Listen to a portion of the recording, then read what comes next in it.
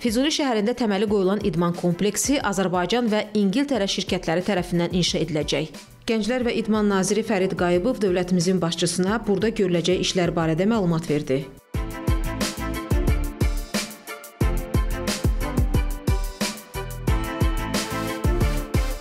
Tikinti işlərinin 2024-2026-cı illəri əhatə etməsi nəzərdə tutulub.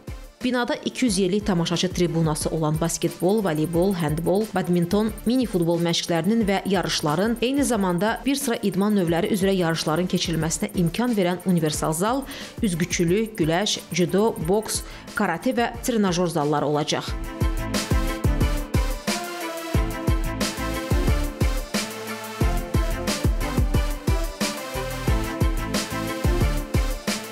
Baş plana əsasən binada həmçinin inzibati otaqların, hakim, həkim, şərhçilər, məşqçilər üçün otaqlar və digər texniki köməkçi otaqların olması nəzərdə tutulub.